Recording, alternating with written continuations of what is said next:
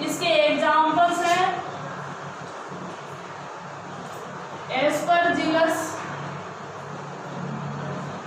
Neurospora,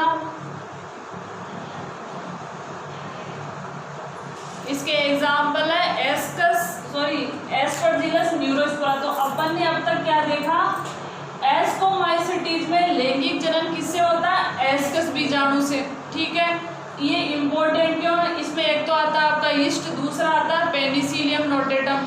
yeast से क्या मिलता है, आपके बहुत सारी चीजें बनती है, जो आपका बेकरी उद्योग है वो उसी पर निर्भर करता है। इसके अलावा आपके पेनिसिलियम नोटेटम से क्या बनती है, आपकी औषधि बनती है। और सबसे पहली खोजी गई एंटीबायोटिक क्या थी, आपकी पेनिसिलियम, जो अलेक्जेंडर फ्लेमिंग ने खोजी थी। तो ये इसलिए इम्पोर्टेंट है। अब इसके एग्जाम्पल है एस्परजिलस और न्यूरोस्पोरा। इसके अलावा अपन ने देखा कि लैंगिक जनन एस्कस बीजाणु से होता है। एस्कस बीजाणु क्या होते हैं, एक थैली जैसी संरचना होती है, उसके अंदर रहते हैं। जैसे परिस्थितियां अनुकूल आई, ये थैली यहाँ से फट जाएगी, रैप्चर हो जाएगी, ये यहाँ से रैप्चर हो जाएगी, ये बाहर आ जाएंगे और नए क्या कर लेंगे, तंतु का निर्माण कर लेंगे। अब देखो यहाँ कुछ चीजें इंपॉर्टेंट है, जैसे न्यूरोस्पोरा, ये क्या है, एस्कोमाइसिटीज का एक कवक है। ये क्यों इंपॉर्टेंट है, यहाँ पे अपना लास्ट टॉपिक था, लास्ट क्लास में अपन यहीं पे थे। तो अपन देखते हैं न्यूरोस्पोरा, ये क्या है, आपके एस्कोमाइसिटीज का एक सदस्य है, उसका एक सदस्य है। अब ये इंपॉर्टेंट क्यों है, इसका उपयोग किया जाता है जैव रसायन में, जैव रसायन। और दूसरा है आपका आनुवंशिकी। दूसरा क्या हो जाएगा आपका आनुवंशिकी। तो इसका उपयोग दो जगह किया जा रहा है, एक तो आनुवंशिकी में किया जा रहा है और दूसरा कहाँ किया जा रहा है, आपका जैव रसायन में। अब इन दोनों चीज़ों को देख लो। जैव रसायन, जीवों में बहुत सारे केमिकल होते हैं, अपने शरीर में बहुत सारे केमिकल है। डीएनए है, ये भी केमिकल से बना हुआ है, आरएनए ये भी, ये आनुवंशिक पदार्थ है अपना, छोटी क्लासों में पढ़े हुए आप। ठीक है, प्रोटीन होती है, कार्बोहाइड्रेट होते हैं, वसा होती है। तो अपना शरीर क्या है, केमिकल से मिलके बना हुआ है। संतुलित भोजन में लेते हैं, कुछ शरीर में कैल्शियम है, फास्फोरस है। तो इसका उपयोग किया जाता है जैव रसायन में। मतलब कोई भी जीव में कोई रसायन का साइड इफेक्ट, गलत इफेक्ट क्या होगा, फायदा क्या होगा, उसका पहले प्रयोग इस पे करते हैं। उसका प्रयोग पहले क्या करेंगे, इस पे करेंगे, फिर उसकी खोज करके देखेंगे कि इसको कुछ नुकसान हो रहा है, फायदा हो रहा है, उस हिसाब से फिर आगे बढ़ते हैं। फिर है आनुवंशिकी में। देखो आनुवंशिकी में क्या होता है, जैसे माता पिता के लक्षण जो संतति में जाते हैं, उसे क्या कहेंगे, अपन 10 में पढ़े थे। आनुवंशिकी वो शाखा होती है जिसमें उन लक्षणों का अध्ययन किया जाता है जो माता पिता से कहाँ पहुँचते हैं, आपके संतति में पहुँचते हैं। तो इसका न्यूरोस्पोरा का उपयोग करके ये देखा जाता है, ये आनुवंशिक लक्षण इस संतति में पहुँचे तो ये फायदा होगा या नुकसान होगा।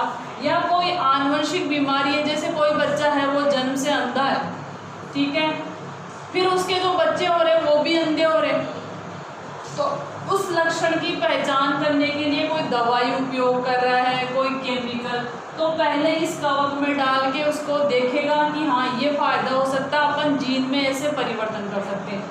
तो उसके लिए भी क्या किया जाता है, न्यूरोस्पोरा कवक का उपयोग। इसलिए बहुत इम्पोर्टेंट है। इसको कवक जगत का क्या कहा जाता है, ड्रोसोफिला। इसको क्या कहा जाता है, ड्रोसोफिला। ड्रोसोफिला क्या थी, फलमक्खी। फलमक्खी होती है, उसका नाम है ड्रोसोफिला। और इसका फादर कौन था, मॉर्गन। देखो ऐसे कहा जाता है कि मॉर्गन की ज्यादातर लाइफ इस ड्रोसोफिला के पीछे खत्म हो गई थी।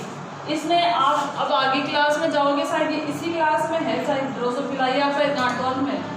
तो जो ड्रोसोफिला है उसपे जो आनुवंशिक लक्षण होते हैं, जीन की संरचना कैसी होती है, जैसे यह आपके गुणसूत्र है, अपन पढ़ेंगे गुणसूत्र की संरचना जोड़े में रहते हैं, यहाँ सेंट्रोमियर होता है। तो इन्होंने क्या किया, मॉर्गन ने ड्रोसोफिला यानी फल मक्खी के गुणसूत्रों पर अध्ययन किया। ये आनुवंशिक लक्षण यहाँ से यहाँ ट्रांसफर कर दिए। तो इनकी वंशागति कैसे होती है, इसको फादर इसलिए कहा जाता है, इसने इतनी सारी खोजें की थी आनुवंशिकी पे, और वो भी ड्रोसोफिला मक्खी पे जो फल मक्खी होती है। तो ड्रोसोफिला की समतुल्य, मतलब जैसे जंतुओं में ड्रोसोफिला है वैसे यहाँ न्यूरोस्पोरा क्या है, आपके कवक जगत का ड्रोसोफिला। नहीं समझे? जैसे ऐसे कहा जाता ना भारत का नेपोलियन किसे कहते हैं, आप लोग पढ़ते हो ना भारत का नेपोलियन, ठीक है। तो वैसे ही उसकी तुलना किया जाता, जैसे ये महाराजा, इसके तुल्य कोई दूसरा आया, तो वैसे इसकी तुलना किससे, ड्रोसोफिला की तुलना किससे की जा रही है, आपके न्यूरोस्पोरा से। तो इसको कवक जगत का ड्रोसोफिला कहते हैं। ये बहुत इंपॉर्टेंट है, जब आप पढ़ोगे ना तब पता चलेगा कि ड्रोसोफिला कितना महत्वपूर्ण है, ठीक है। तो ये 2-3 चीजें आपको ध्यान में रखनी है।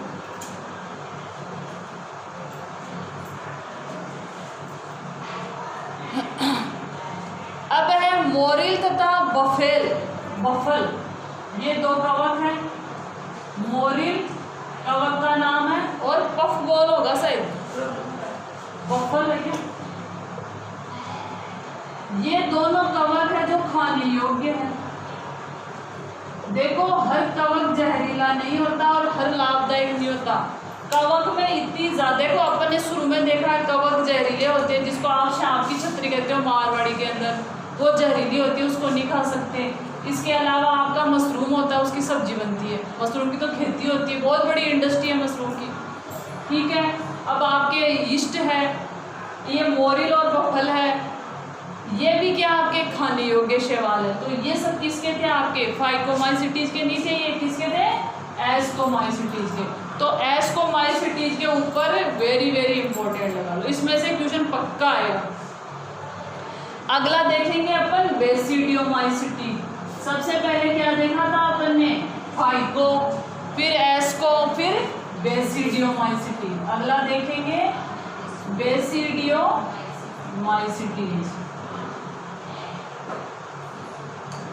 अगला है आपका बेसिडियोमाइसिटीज, ठीक है।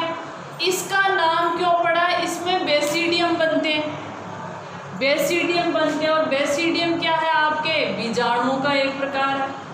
तो इसमें बेसिडियम इंपॉर्टेंट है, उसमें एस्कस इंपॉर्टेंट थे वैसे ही।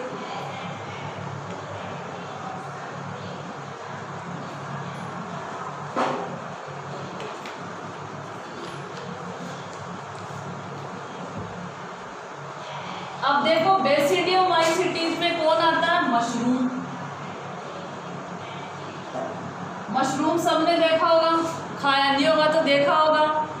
ब्रैंकट फंजाई, ये क्वेश्चन आया हुआ था पिछली बार, ब्रैंकट है या ब्रैंक्ट फंजाई है,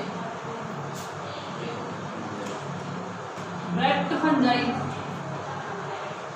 ये क्वेश्चन ऐसे आया था कि ब्रैक्ट फंजाई को कौन से वर्ग में सम्मिलित किया गया है, ये क्वेश्चन आया था 1 नंबर। इसके अलावा पफबॉल, ये भी फंजाई का नाम है, पफबॉल। मशरूम ईटेबल होता है, खाने योग्य होता है, ये ब्रैंकेट फंजाई है, इसका सदस्य है। और पफबॉल भी क्या होता है, आपके खाने योग्य होता है, जंतुओं को खिलाया जाता है, मवेशियों को खिलाया जाता है, ठीक है। तो इसके तीनों एग्जाम्पल ध्यान रखोगे आप। फिर है इसका आवास कहाँ कहाँ मिलेगा आपको, बेसिडियोमाइसिटीज के जंतु, सॉरी कवक, मिट्टी में मिल जाएंगे, मिट्टी में मिल जाएंगे। इसके अलावा लट्ठे तथा वृक्षों के ठूंठों पे, लकड़ी के जो लट्ठे होते हैं, लट्ठे व वृक्षों के ठूंठ हो जाते हैं, वृक्षों के ठूंठों पर।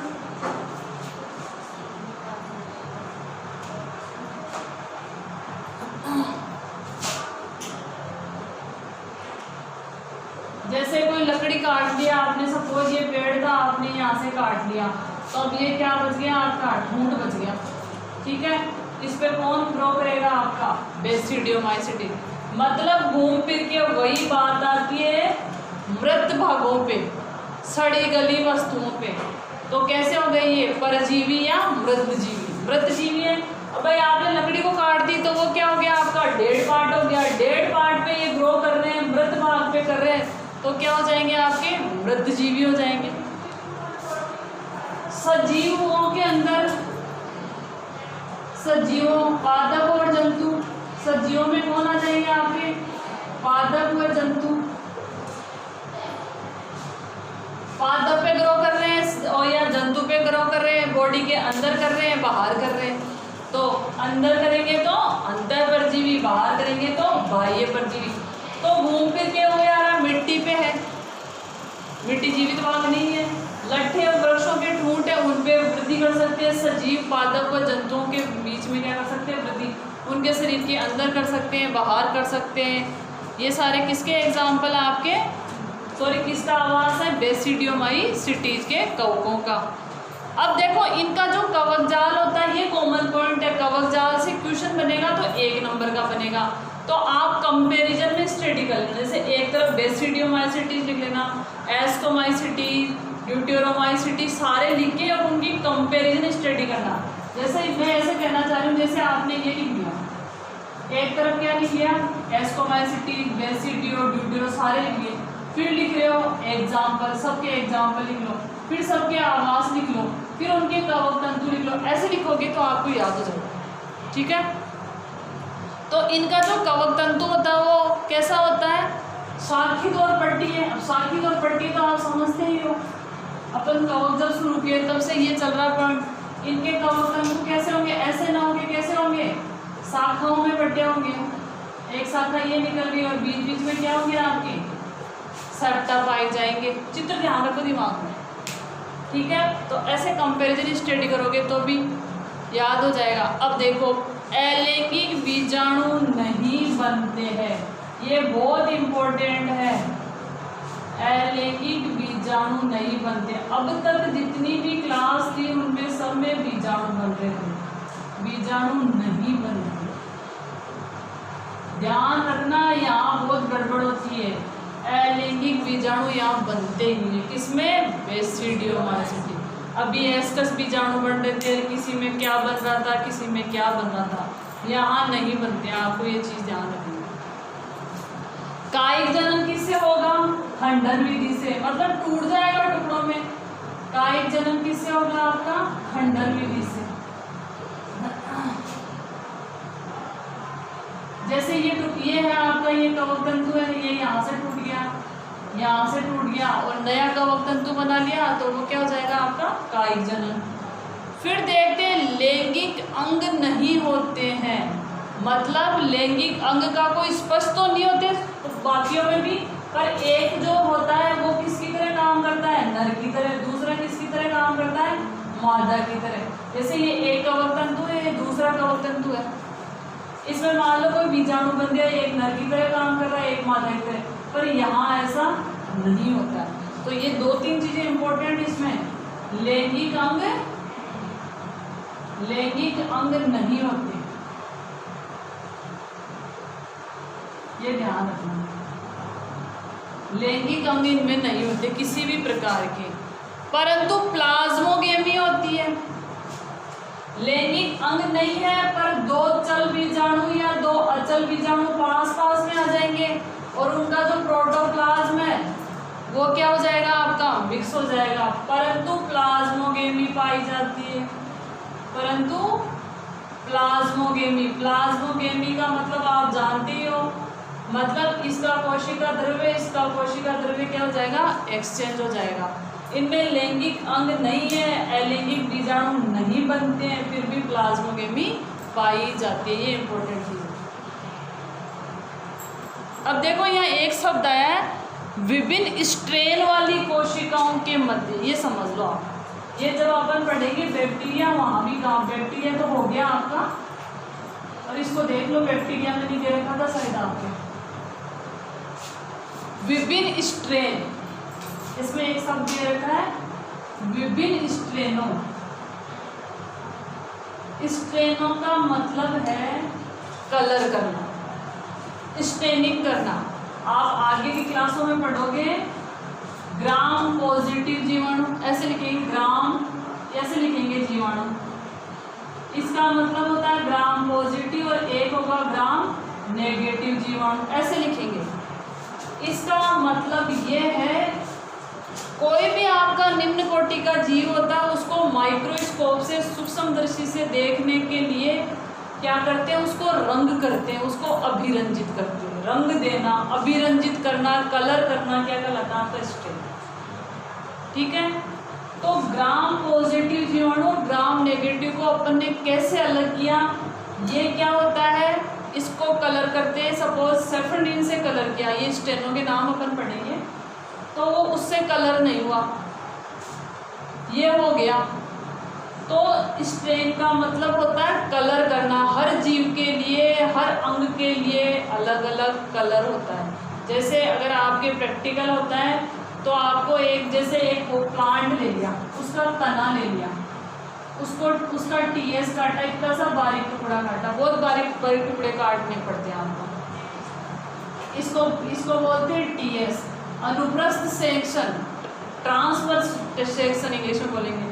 अब क्या किया आपने, इसको काट के पानी में डाला, पानी में से निकाल के सेफ्रोनिन जो रेड कलर की होती है, सेफ्रोनिन क्या होती है, सेफ्रिन भी बोलते हैं, ये रेड कलर की होती है, इससे कलर किया। ठीक है, फिर इसको पानी से धोया, फिर इसको फास्ट ग्रीन से कलर किया, वो ग्रीन कलर की होगी। तो उसके जो अंदर के अंग है, जैसे जाइलम है, फ्लोएम है, तो वो कलरफुल हो जाएंगे, और जब हम माइक्रोस्कोप के नीचे देखेंगे तो वो क्लियर दिखने लग जाएंगे। वैसे ही यहाँ एक शब्द आया विभिन्न स्ट्रेनों, मतलब कवक। देखो अगर आप कवक तंतु को लोगे तो सारे काले काले दिखते हैं, अगर वो रेड कलर का है तो रेड ही दिखेगा। अपन को क्या पता कौन सा लैंगिक की तरह काम करेगा, नर की तरह काम करेगा, और कौन सा मादा की तरह। उसके लिए अपन क्या करते हैं, उसको स्ट्रेन करते हैं, कलर देते हैं। तो ये सब इसलिए यूज आया, ये बार बार आएगा स्ट्रेन करना। तो क्या किया, ये क्या कह रहा है, जो विभिन्न स्ट्रेनें होती है, विभिन्न यानी एक नर की हो सकती है, एक नर कवक हो सकता है, एक मादा हो सकती है। वैसे क्लियर कुछ नहीं होता, एक नर की तरह कोई भी व्यवहार कर सकता, अगले वाले जन्म में वो नर था, वो मादा, मादा थी वो नर हो सकता है। तो स्ट्रेनों के मध्य क्या होता है आपका, प्लाज्मोगेमी होता है। बस इतना ध्यान रखना।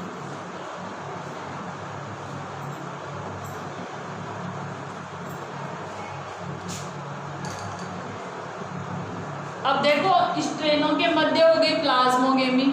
जैसे ये दो स्ट्रेन थी, मैं एक को प्लस मान लेती हूँ, एक को माइनस मान लेती हूँ, इनके मध्य क्या हो गई, प्लाज्मोगेमी। कोशिका के अंदर क्या क्या होता है, कोशिका द्रव्य होता है, केंद्रक होता है, माइटोकॉन्ड्रिया होता है। तो जब विभिन्न स्ट्रेनों के मध्य क्या होगा, प्लाज्मोगेमी होगी, तो द्विकेंद्री की अवस्था आ जाएगी, द्विकेंद्र की अवस्था आ जाएगी। मतलब एक इसका केंद्र, एक इसका केंद्र क्या हो जाएगा आपका, मिल जाएगा। आप लोगों को ऐसे लग रहा हो ना यहाँ कहाँ से केंद्र का गया, शुरू की चीज याद करो। अपन ने देखा था मोनेरा, प्रोटिस्टा, फंजाई पढ़ रहे हैं। फंजाई किस में आते हैं, यूकेरियोटिक में आते हैं। याद आ रहा है क्या, फंजाई आते हैं यूकेरियोटिक में। और यूकेरियोटिक कोशिका की संरचना कैसी होती है, जैसी अपनी कोशिका की संरचना होती है। इसलिए ये कंफ्यूजन नहीं करना कि यहाँ केंद्र कहाँ से आ गया। सिर्फ प्रोकैरियोटिक का केंद्र थोड़ा डिफरेंट होता है, यूकेरियोटिक केंद्र वैसा ही होता है। यूकेरियोटिक कोशिका में वो सारी संरचनाएं होती है जो अपन भी यूकेरियोटिक जीव ही है। अपनी कोशिका की जो संरचना होती है वैसे ही इनकी भी संरचना होगी। तो इनके मध्य प्लाज्मोगेमी मतलब कोशिका द्रव्य का आदान प्रदान होगा और द्विकेंद्र की अवस्था आ जाएगी, दो केंद्रक एक कोशिका में मिलेंगे। ये छोटी छोटी चीजें जो बहुत इंपॉर्टेंट है। अब देखो प्लाज्मोगेमी होगी, द्विकेंद्र की अवस्था आ गई, और यही क्या बनेगा आपका बेसिडियम। ये क्या है, बीजाणु का एक प्रकार है। और अपन कौन सी क्लास पढ़ रहे हैं, बेसिडियोमाइसीटीज। और उसमें कौन से बीजाणु बनते हैं, बेसिडियम। यहाँ से क्वेश्चन थोड़ा टफ बनेगा, तो कैसे बनेगा, बेसिडियम का निर्माण कैसे होता है। तो आपका जवाब होगा दो कवक तंतु विभिन्न स्ट्रेनों के दो कवक तंतु प्लाज्मोगेमी करेंगे। समझना इस बात को ढंग से। दो विभिन्न स्ट्रेनों के तंतु प्लाज्मोगेमी करेंगे, जिससे द्विकेंद्र की अवस्था आ जाएगी, दोनों के केंद्र एक जगह इकट्ठे हो जाएंगे और क्या बना लेंगे, बेसिडियम। ये वेरी वेरी इंपॉर्टेंट है, ध्यान से इसको रिपीट कर लेना। ये बेसिडियम ऐसे लग रहा है, फिर उस टाइम आएगा बेसिडियम क्या है। अगर ध्यान से पढ़ा है तो क्या आएगा, जवाब आ जाएगा, नहीं पढ़ा तो फिर क्या ही रह जाएगा। ठीक है, अब देखो बेसिडियम में क्या क्या होगा। केंद्रक संलयन कैसे हुआ, अपन ने पढ़ लिया, दो केंद्रक मिल गए, द्विकेंद्रकी हो गया तो केंद्रक संलयन अपने आप हो गया। मियोसिस विभाजन होगा, मियोसिस कोशिका समसूत्री विभाजन होगा। ठीक है, मियोसिस विभाजन होगा।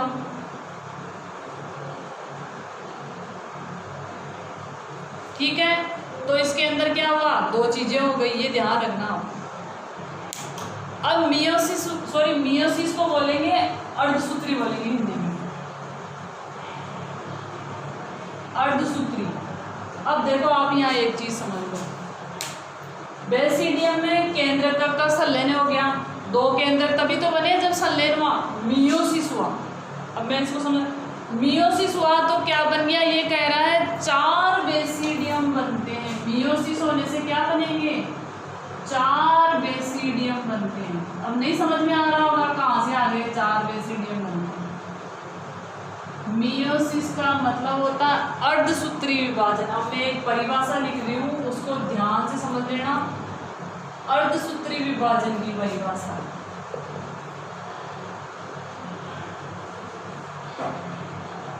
ये मुझे तब से याद है जब मैं 11th क्लास में थी।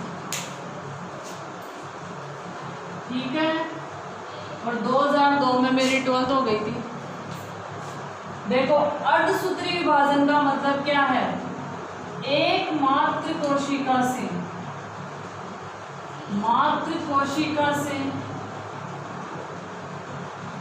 4 पुत्री कोशिकाएं बनती हैं। सेल लिख दूं, पुत्री कोशिकाएं, सेल बनती है, सेल का मतलब कोशिका अपने बनती है,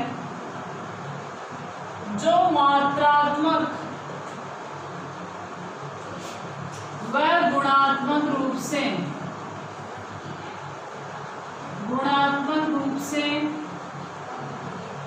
मात्र कोशिका के समान होती है।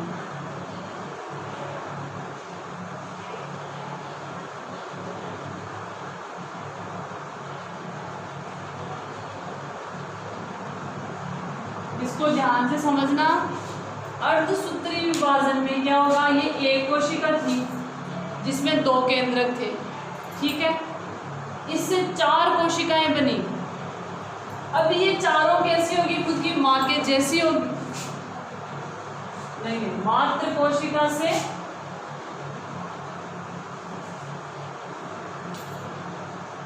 भिन्न होती है।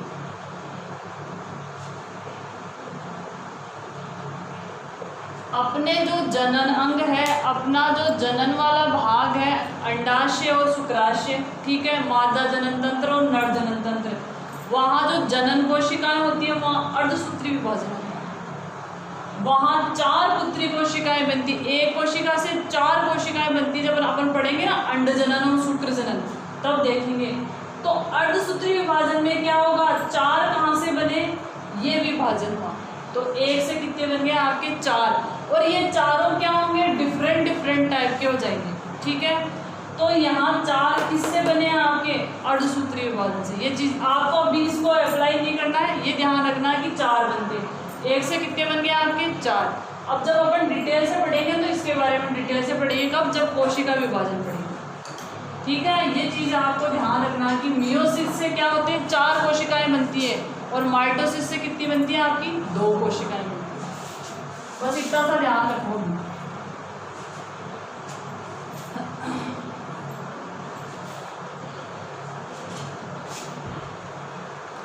अब इसके एग्जाम्पल है अगेरिकस, बेसिडियोमाइसिटीज के एग्जाम्पल है अगेरिकस, और दे रखा है आपका अस्टिलेगो,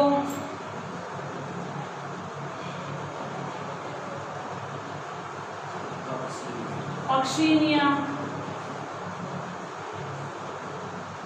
पक्षीनिया, इससे गेहूं में रस्ट रोग होता है। पक्षीनिया से क्या होता है आपका किट, गेहूं में किट रोग होता है, मतलब गेहूं की जो बाली होती है वो ब्लैक ब्लैक कलर की हो जाती है। अस्टिलेगो को बोलते हैं कंड। कई बार क्या होता है आपके धान इकट्ठा पड़ा रहता है और उसमें थोड़ी नमी रहती है तो उसे डलियां डलियां सी बन जाती है अनाज की, वो इसकी वजह से होता है। ये क्या है आपके मशरूम जो खाते हैं, वाइट कलर का भी आता है, लाइट पिंक कलर का भी आता है, तो ये मशरूम है जिसको ईडेबल बोलते हैं। ये था आपका बेसिडियोमाइसिटीज, इसमें बेसिडियम ज़्यादा इम्पोर्टेंट है, और ये वाला पक्षीनिया वाला। अब चलते हैं ड्यूटेरोमाइसिटीज। अगली क्लास क्या है आपकी ड्यूटेरोमाइसिटीज।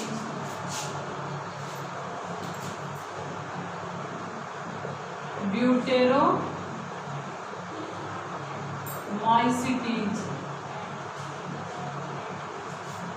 देखो इसके बारे में क्या है, कभी तो पहले क्या किया गया, इसको शैवाल में रख दिया, ड्यूटेरोमाइसिटीज को कवक में रख दिया। सॉरी पहले शैवाल में रख दिया फिर वापस कवक में रख दिया। क्यों? क्योंकि इसके कुछ लक्षण कवक से मैच करते हैं, कुछ शैवालों से, एल्गी से मैच करते हैं, तो इसको क्या कहा जाता है आपका अपूर्ण कवक कहते हैं। मतलब ये कवक के पूरे जो नॉर्म्स होते हैं अपूर्ण कवक कहते हैं इसको। क्यों? जैसे कवक के जो जो लक्षण होते हैं ना पूरे नहीं होते, इसमें कुछ होते हैं कुछ नहीं होते। कोई जगह जैसे इसमें लैंगिक जनन, सपोज में क्लियर नहीं कह रही पर एक एग्जाम्पल से बता, जैसे लैंगिक जनन किस विधि से हो रहा है, जिससे शैवालों में हो रहा है। अलैंगिक जनन किस विधि से हो रहा है, जैसे कवकों से हो रहा है, इसलिए इसको अपूर्ण कवक कहा जाता है। ड्यूटेरोमाइसिटीज को क्या कहा जाता है अपूर्ण कवक। कुछ लक्षण उसके शैवालों के और कुछ क्या है आपके कवकों के। तो आधे साइंटिस्ट इसको कवक में रखते हैं, आधे किस में रखते हैं आपके शैवाल में, इसलिए इसको क्या कहा जाता है आपका अपूर्ण कवक। इसके पीछे एक और रीजन दे रखे हैं अपूर्ण क्यों कहा, केवल अलैंगिक अथवा कायिक प्रावस्था ही पाई जाती है। अलैंगिक या कायिक प्रावस्था मतलब या तो क्या करेंगे, इनकी आपको अलैंगिक अवस्था मिलेगी या लैंगिक कायिक प्रावस्था। लैंगिक नहीं मिलती इनमें कहीं, जबकि अपन पढ़ रहे हैं कि कवकों में लैंगिक जनन भी होता है, पर इनमें लैंगिक अवस्था ही नहीं मिल रही, तो आप इनको क्या कह रहे हो अपूर्ण कवक। दूसरा रीजन क्या हो गया, अलैंगिक या कायिक प्रावस्था पाई जाती है और लैंगिक प्रावस्था उपस्थित ही नहीं होती, इसलिए भी अपन ने इनको क्या कर दिया अपूर्ण कवक। तो यहाँ से क्वेश्चन बन सकता है कि इनको अपूर्ण कवकों में क्यों रखा, क्योंकि कुछ लक्षण शैवालों के या कुछ कवकों के। दूसरा कारण अलैंगिक या कायिक प्रावस्था ही पाई जाती है, बाकी क्या आपकी एब्सेंट है। इसके अलावा अलैंगिक बीजाणु बनेंगे, जब अलैंगिक प्रावस्था है तो कौन से बीजाणु बनेंगे अलैंगिक, और वो कौन से होते हैं, इसके जो अलैंगिक बीजाणु होता है उनका नाम होता है कोनिडिया। ये पहले भी आ चुका, अलैंगिक बीजाणु बनते हैं